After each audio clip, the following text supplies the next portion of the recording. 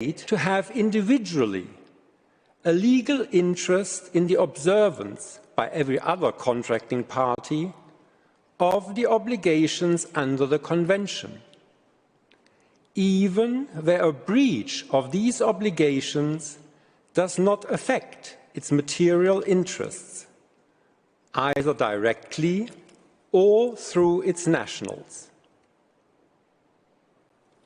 And second, that in view of the said legal interest, it is entitled not only to call upon the competent organs of the United Nations under Article 8 of the Convention, but also to institute, with regard thereto, contentious judicial proceedings before this court.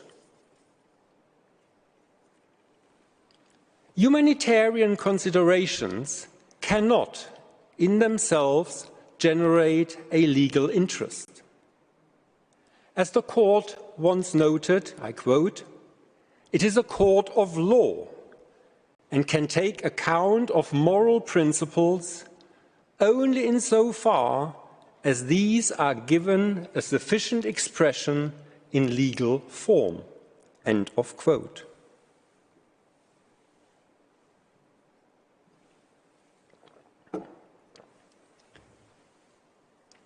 The question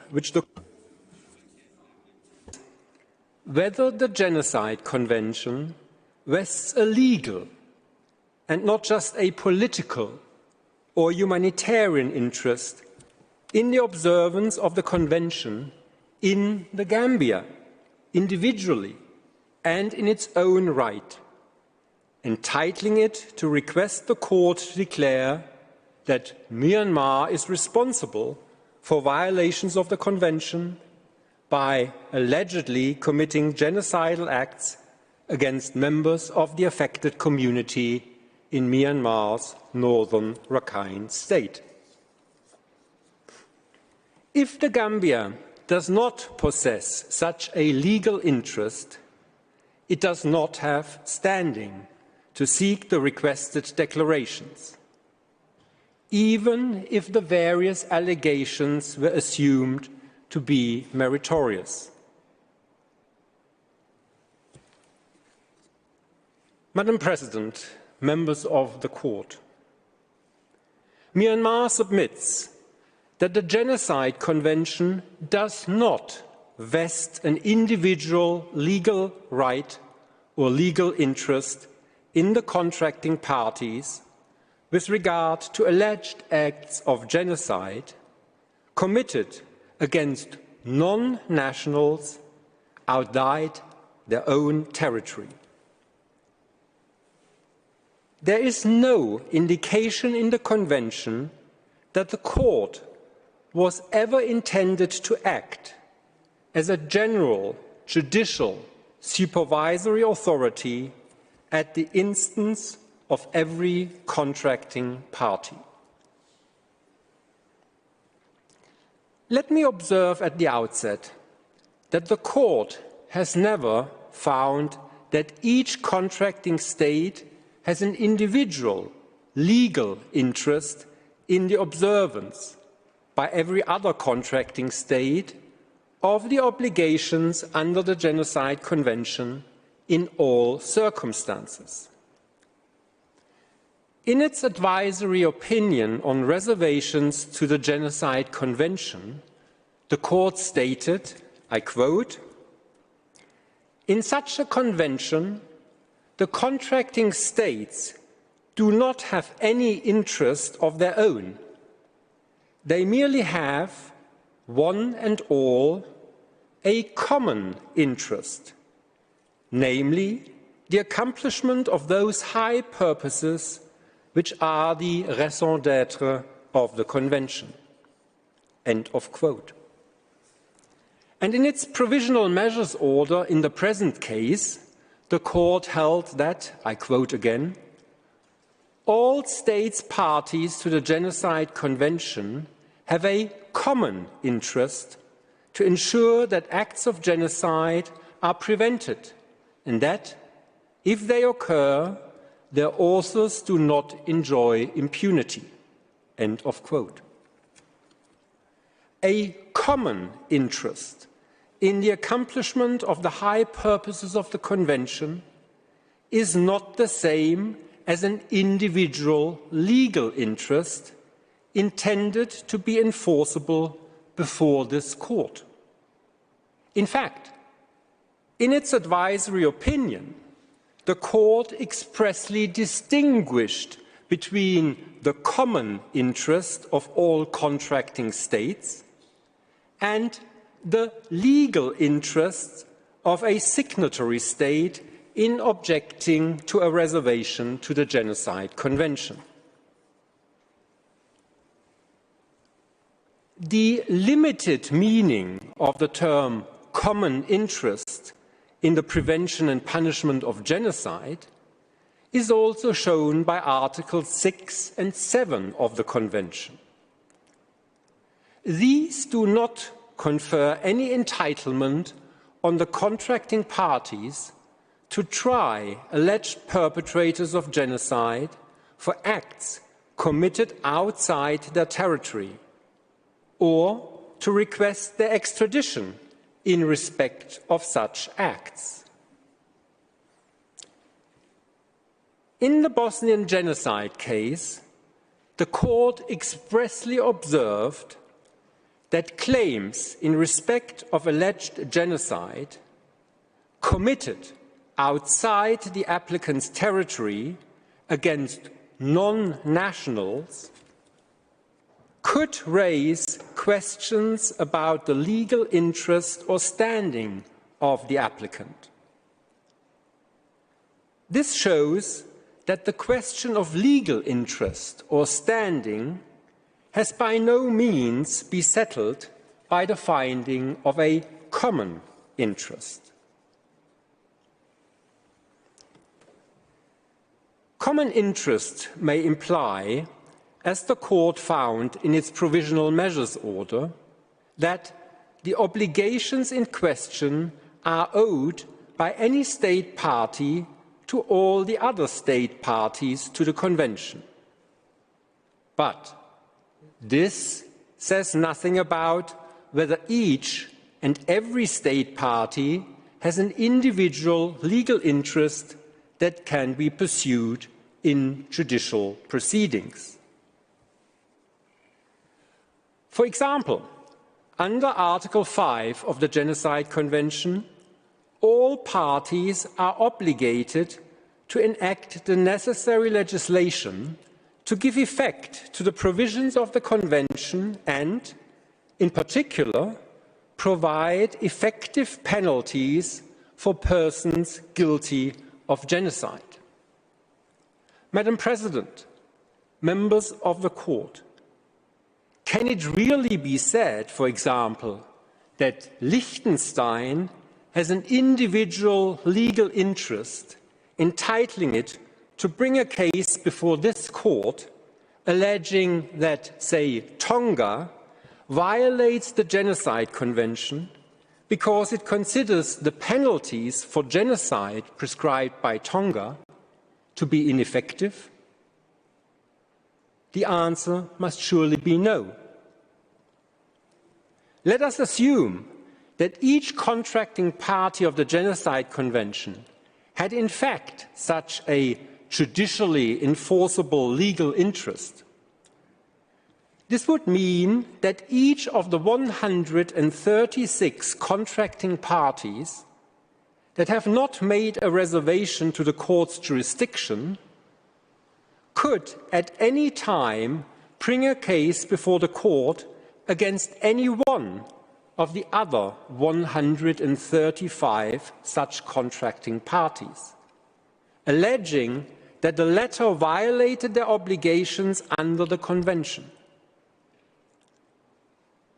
As Myanmar has shown in its written pleadings, due to the inapplicability of res judicata, the other 134 contracting parties would not be bound by any ruling of the court in such a case, so that these other contracting parties could, successively litigate the same claims against the same respondent over and over again.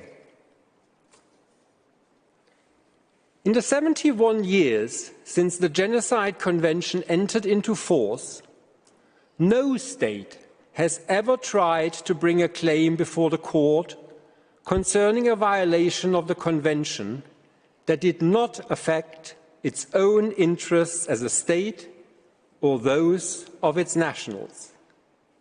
And there were many such alleged genocides throughout the world. This fact may not be conclusive in itself, but it is indicative that the parties do not generally consider themselves to have standing to request the court to declare that another contracting state is responsible for violations of the Convention in the absence of any individual prejudice to themselves.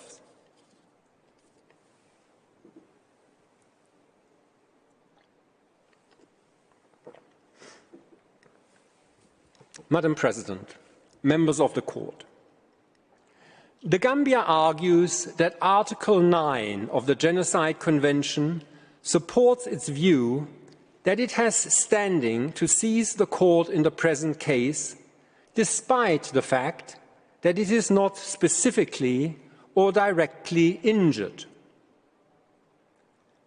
Article 9, however, deals with jurisdiction, not with admissibility. In particular, it does not deal with the question of standing. It is Myanmar's argument that standing requires an individual legal interest to present the claims to the court. No such individual legal interest can be derived from the jurisdictional clause in Article 9. As the Court has noted, jurisdictional clauses are adjectival, not substantive in their nature and effect. The capacity to invoke a jurisdictional clause does not settle the question of whether a state also has standing. As the Court itself has pointed out, even the wide language found in optional clause declarations under Article 36, paragraph 2 of the Court's statute, encompassing all disputes, does not absolve the state invoking these clauses from establishing an individual legal interest in the subject matter of the claim. In its written observations, the Gambia attempted at great length to demonstrate that under Article 9 the Court has jurisdiction.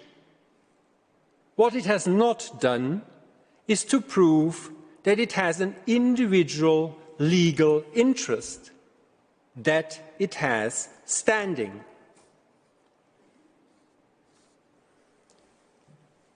Madam President, members of the Court, the Gambia also argues that it has standing to seize the court because the obligations under the Genocide Convention are obligations erga omnes partes, which entitle any contracting state party to invoke the responsibility of another party and seek reparation without having to prove a special interest. However, the fact that a treaty establishes obligations erga omnes partes does not automatically grant every contracting party standing before the court. An obligation's substantive character is distinct from the procedural requirements of jurisdiction and admissibility. The Court itself has observed that, and I quote, the erga omnes character of a norm and the rule of consent to jurisdiction are two different things, and that the mere fact that rights and obligations erga omnes may be at issue in a dispute would not give the court jurisdiction to entertain that dispute. End of quote. It is submitted that the same reasoning applies to the relationship between obligations erga omnes partes and standing. The erga omnes partes character of an obligation as such cannot form the basis for the admissibility of a claim. As pointed out by Judge Xu in Belgium versus Senegal, there is no general standing resident with each and every state to bring a case in the court for the vindication of a communal interest. Even more pertinent to the present proceedings is the Barcelona traction case, where the court held that obligations erga omnes derive inter alia from the outlawing of acts of genocide and from the principles and rules concerning the basic rights of the human person. However, this characterization of the obligations did not settle the question of the admissibility of claims. The court observed that even instruments which embody human rights do not confer on contracting states the capacity to protect the victims of infringements irrespective of their nationality. In this connection, it may be recalled that Judge Shahabuddin observed that it was not unreasonable to describe the Genocide Convention as the first human rights instrument adopted by the United Nations. And let me add what Judge Amun said in the Barcelona traction case. I quote, "A state which acts proprio motu for the defense of a collective interest must nevertheless prove the existence of a lawful interest which is legally protected." End of quote. In the more recent Bosnian genocide case, the applicant sought, inter alia, a declaration of violations of the Genocide Convention with regard to alleged genocide committed outside its territory against non-nationals.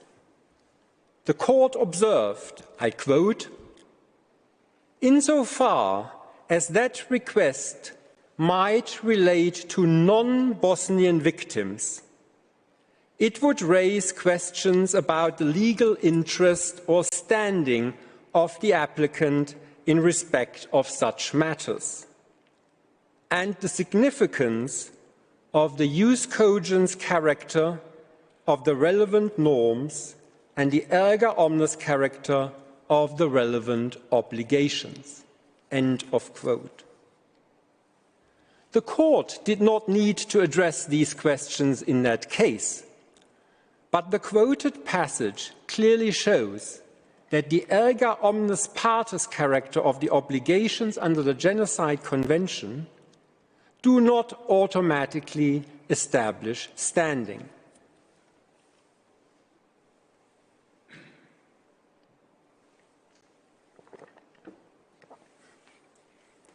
Madam President, members of the court, the Gambia bases its standing also on the argument that as a party to the Genocide Convention, it is entitled to invoke the responsibility of another state for a breach of obligations erga omnes partes without having to prove a special interest. This argument calls for two observations. First, The invocation of responsibility belongs to the law on state responsibility. According to the International Law Commission, the ILC, invocation should be understood as taking measures of a relatively formal character. For example, the commencement of proceedings before an international court or tribunal.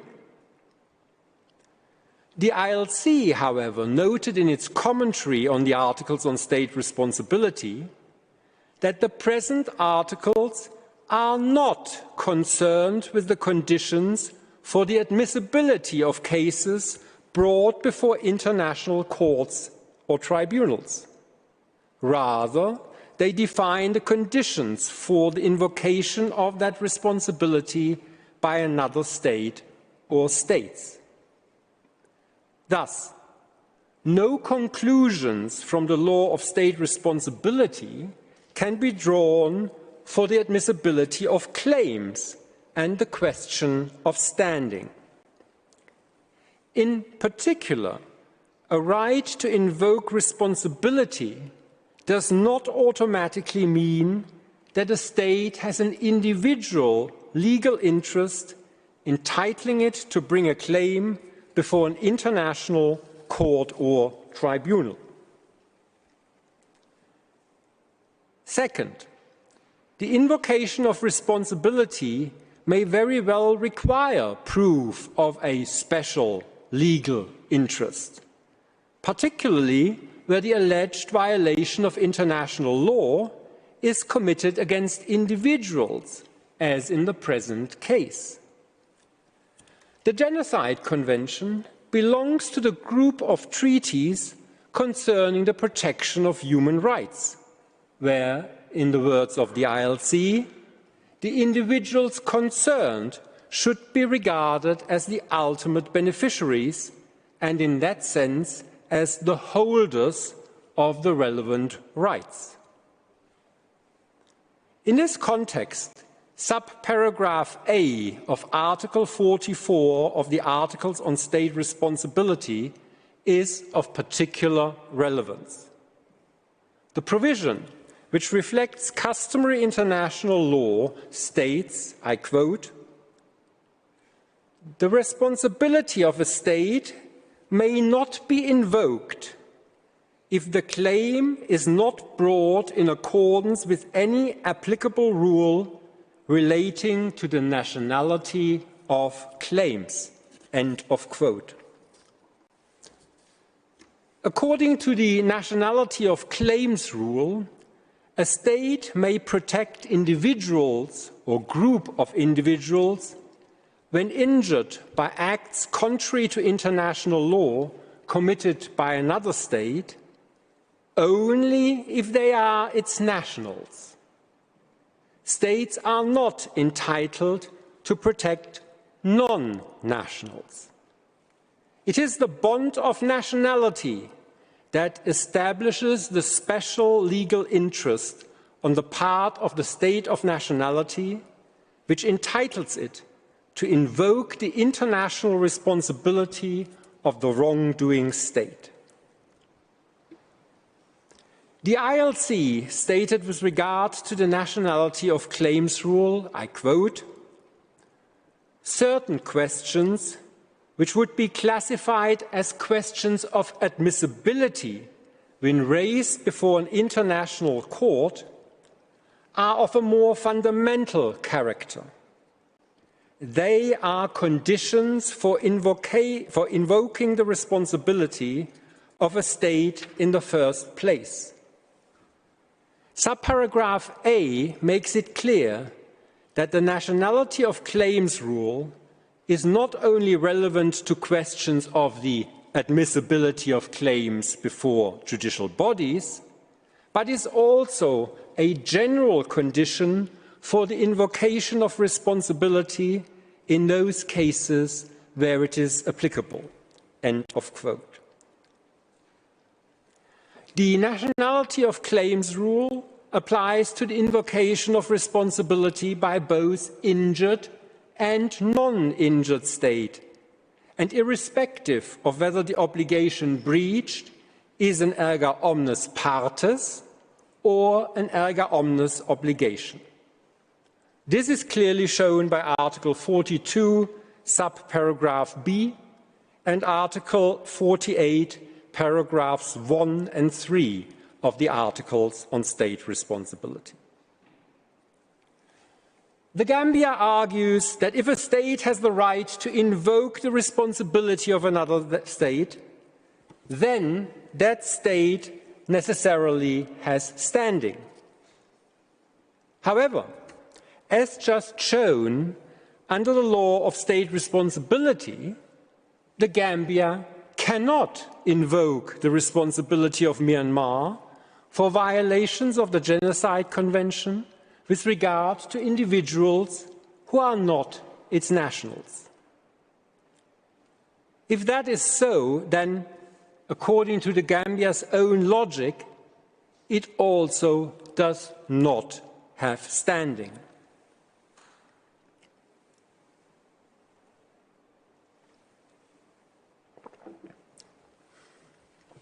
Madam President, members of the Court, the Gambia invokes the responsibility of Myanmar with regard to an alleged genocide committed outside its own territory against non-nationals.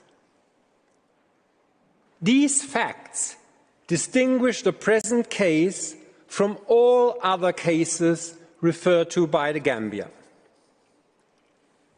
In particular, the obligation to prosecute or extradite case between Belgium and Senegal, on which the Gambia so heavily relies, did not address the question of nationality of claims. Belgium did not claim that Senegal had violated the Convention Against Torture by subjecting individuals to acts of torture. Belgium rather claimed that Senegal had violated its obligations owed to Belgium to conduct a preliminary inquiry and to submit the case of an alleged offender present in its territory to its competent authorities for prosecution. In that context, the Court found that Belgium could invoke Senegal's responsibility for alleged breaches of these obligations, because they constituted obligations erga omnes partes, in the sense that each state party has an interest in compliance with them in any given case. Each state party to the Convention, including Belgium, could thus invoke the responsibility as an injured state individually, without having to prove that it had been specifically affected by the breach of the obligation. Based on Belgium versus Senegal, the Court concluded in its provisional measures order that, I quote, "Any state party to the Genocide Convention, and not only a specifically affected state, may invoke the responsibility of another state party with a view to ascertaining the alleged failure to comply with its obligations erga omnes partes, and to bring that failure to an end." End of quote. Now, this statement calls for several observations. First, it was included in the provisional measures order without the Court having had the benefit of legal argument by the parties. Or, in other words, it has not been subjected to the principe de contradictoire. It is submitted that in view of its far-reaching consequences for the invocation of the responsibility for breaches of obligations erga omnes partes in other treaties, the statement requires a careful rethink in light of Myanmar's arguments. Second, the statement only refers to the invocation of responsibility. It does not deal with the conditions of standing before international courts and tribunals. Any reading of this statement equating invocation of responsibility with standing would be difficult to reconcile with the Court's long-standing jurisprudence on actio popularis, or better, its non-existence in international law. In this context, Judge de Castro's statement on the Court's characterization of human rights as obligations erga omnes in the Barcelona traction case may be recalled. I quote, "It seems to me that the obiter reasoning expressed therein should not be regarded as amounting to recognition of the actio popularis in international law. It should be interpreted more in conformity with the general practice accepted as law. I'm unable to believe that by virtue of this dictum, the Court would regard as admissible, for example, a claim by State A against State B that B was not applying principles and rules concerning the basic rights of the human person with regard to the subjects of State B or even State C." End of quote. Indeed, the Court expressly found that such a claim was inadmissible when it stated in the often overlooked paragraph 91 of its Barcelona traction judgment that, I quote, "On the universal level, the instruments which embody human rights do not confer on states the capacity to protect the victims of infringements of such rights, irrespective of their nationality." End of quote. If universal human rights instruments do not allow the contracting parties to protect non-nationals, the same must be true for the Genocide Convention. Third, there is no indication that the invocation of responsibility for violations of obligations erga omnes partes is exempt from the general conditions set out in Articles 43 to 45 of the Articles on State Responsibility, and in particular, the nationality of claims requirement. On the contrary, Article 44, subparagraph A, states in rather absolute terms that, I quote, "The responsibility of a state may not be invoked if the claim is not brought in accordance with any applicable rule relating to the nationality of claims." That there was no need for the Court to deal with the nationality of claims rule in Belgium versus Senegal does not mean that it is not applicable in the present case.